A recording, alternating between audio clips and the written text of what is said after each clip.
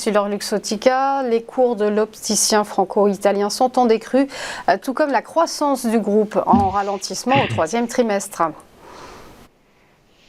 Oui, exactement, vous avez tout dit, mais j'ajouterai, si vous le permettez, le fait qu'au final, les résultats ont été plutôt bien salués par les investisseurs dans un contexte quand même très nerveux où on voit bien que lorsque les entreprises ne délivrent pas les résultats qui sont attendus par les investisseurs, elles se font quand même d'inanité. On a eu des baisses spectaculaires sur les marchés, rarement vu, franchement. Et là, on voit quoi? On voit que dans un contexte qui devient compliqué, mais là, il y a zéro surprise, bien évidemment, mais on voit que c'est une entreprise qui vraiment est en train de se structurer au niveau de son nouveau modèle économique, puisqu'elle regroupe de nouvelles entreprises.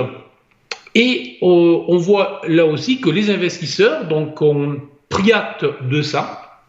Et la valeur, en fait, est en train de baisser, bien évidemment, à l'image du marché, mais elle surperforme le marché, puisque même si elle avait réalisé ses sommets, en fait, au mois de mai, avril-mai, en fait, elle évolue, elle, dans un canal descendant légèrement depuis maintenant plusieurs mois.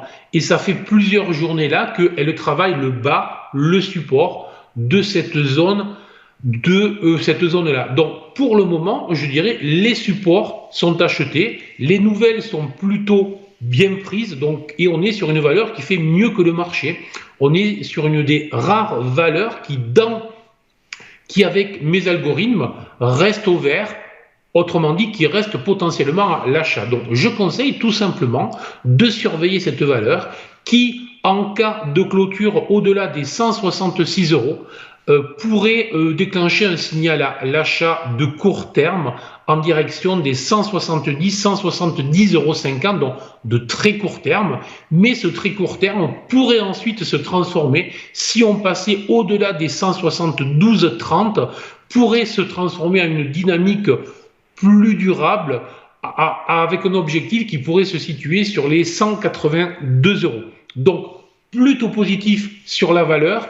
Une invalidation de très court terme, autrement dit, si la valeur venait à clôturer sous les 159,50 dans les prochaines heures, les prochaines journées, ça voudrait dire que le niveau support dynamique est en train de céder, que les investisseurs finalement lâchent, et là nous aurions probablement aussi un indice qui lâche et qui va tester les 6500 points, plus que probablement, mais dans un contexte délicat, dans un contexte où les investisseurs vont devoir discriminer, vont devoir faire du stock picking, une des rares valeurs de la bourse parisienne qui tient encore la route depuis maintenant plusieurs semaines, c'est Essilor, donc surveillons-la.